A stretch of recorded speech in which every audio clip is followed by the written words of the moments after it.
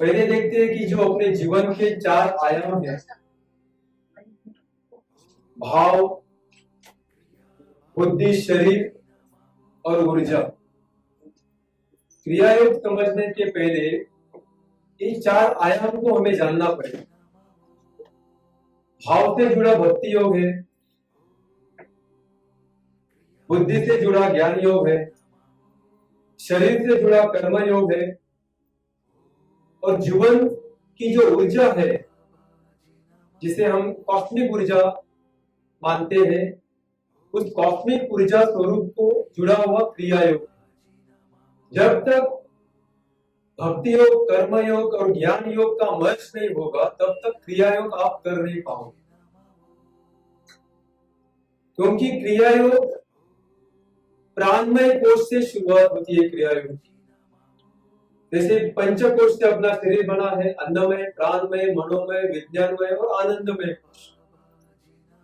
अन्नमय कोश मतलब जो हम भौतिक शरीर है जो देख सकते हैं, हम खाली उस शरीर का एक माध्यम की तौर पर इस्तेमाल करते हैं। लेकिन क्रिया योग का असली शुरुआत प्राणमय कोश से होती है, क्योंकि अपने जो नाड़ियों का जो साइंस, जो 72,000 नाड़ियां है, वो अपने प्राणमय कोश में है। और उसमें से जो तीन महत्वपूर्ण नाड़ी है, इड़ा, पिंगला और सुषुम्ना, जो ये तीन जो नाड़ियां है, इन तीन नाड़ियों का खेल क्रिया योग है। ध्यान में, इड़ा मतलब लेफ्ट साइड, पिंगला मतलब राइट साइड, सूर्य नाड़ी और चंद्र नाड़ी। जब हम ये दो नाड़ियों को मर्ज करते हैं, तब जो पंच प्राण है, अपान, समान, प्राण, उदान और व्यान, ये पांच प्राण महत्वपूर्ण है। और उप प्राण पांच। जब भी हम इन पांच प्राण को कीड़ा पिंगला से लेकर सुषुम्ना में लेकर आते हैं, तभी क्रिया योग का शुरुआत होती है। आप सब साधक हो, जब तक हम भार भटकना बंद नहीं करोगे, आप अंतर प्रवास, क्योंकि आप प्रभु के ऊपर डाउट ले रहे हैं। ध्यान में रखें, हम बाहर क्यों घूम रहे हैं? ठीक है, जो नॉर्मल, जो इनको पता ही नहीं है, जिनको ज्ञान योग के बारे में पता नहीं है, भक्ति मार्ग के बारे में पता नहीं है, कर्म मार्ग के बारे में पता नहीं है, राजमार्ग के बारे में पता नहीं है, वो लोग बाहर भटक रहे हैं तो ठीक है। लेकिन हमको भावतर जी ने सब देखने के बाद भी हम बाहर भटक रहे हैं, मतलब हमारा उनके ऊपर भरोसा नहीं है और हम बोल रहे हैं हमारे साथ कुछ हो नहीं रहा है। भावतर जी का एक स्टोरी आपने पढ़ा रहेगा। एक साधक जब भी वो हिमालय में बैठे थे, वहां पर जाता है और बोलता है कि मुझे आपका शिष्य बनना है। तो भावतर जी उन्होंने मना करते हैं, लेकिन बार बार बोलने के बाद वो उधर से हटता नहीं। तो भावतर बोलते हैं कि आप जाओ, जंप करो। तो ऊपर से पहाड़ से वो कूद जाता है, तो उसके शरीर का टुकड़ा टुकड़ा हो जाता है। वो श्रद्धा अपने अंदर है।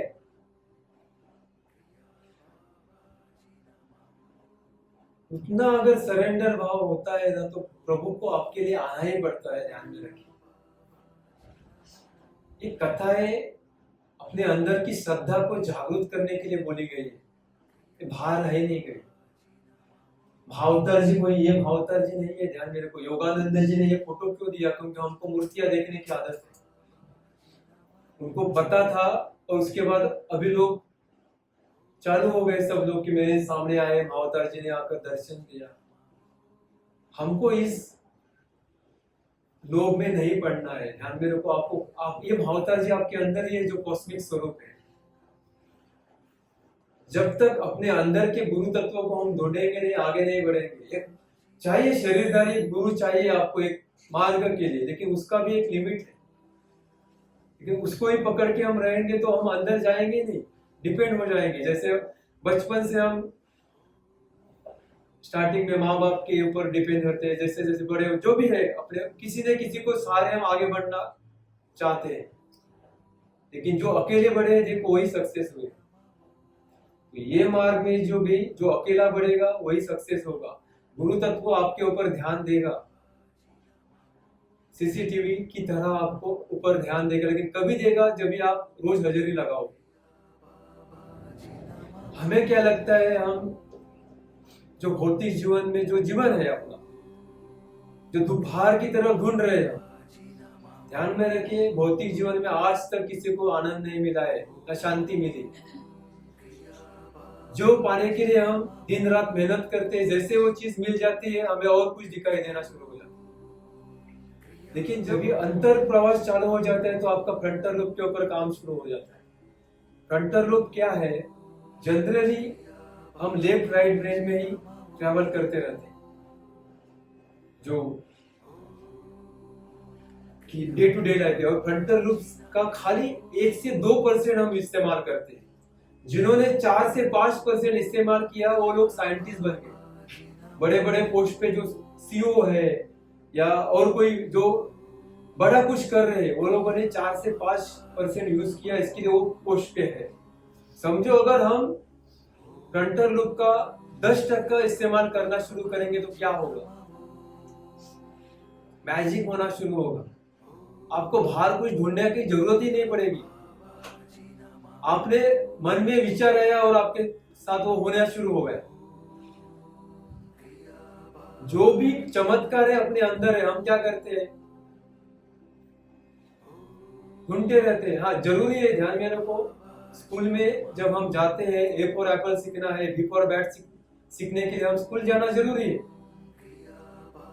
वो सीखेंगे नहीं तो डायरेक्ट कोई ग्रेजुएशन का पेपर लाके देगा, हमको कुछ नहीं समझ में आएगा। तो एबीसीडी सीखना जरूरी है, लेकिन बूढ़ा होने तक भी हम एबीसीडी सीखेंगे।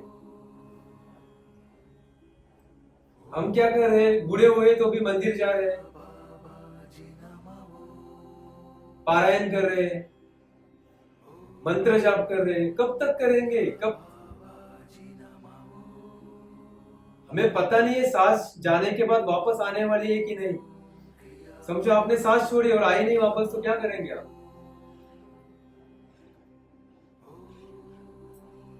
इमेजिन करो आपने सांस छोड़ी और आई ही नहीं अंदर, डॉक्टर आकर सर्टिफिकेट दे देंगे डेड बॉडी। जब तक है जागरूक होना जरूरी है, और कोई कठिन नहीं है, ध्यान में रखिए। जब बेस पक्का होने के बाद आपको अंदर के लिए मुड़ना ही पड़ेगा। जब आप अंतर प्रवास शुरू हो जाते हैं, आपकी जिम्मेदारी प्रभु की हो जाती है। आपको कुछ करने की जरूरत नहीं है। भौतिक जीवन में जो भी मटेरियल में जो भी चाहिए, जो आपका अपने विजन देके देंगे, उससे डबल मिलेगा। आप सोच भी नहीं पाओगे कि आपके साथ क्या क्या घटित होना शुरू होगा। लेकिन उसके लिए हमको पहले प्रभु के ऊपर श्रद्धा रखनी जरूरी है।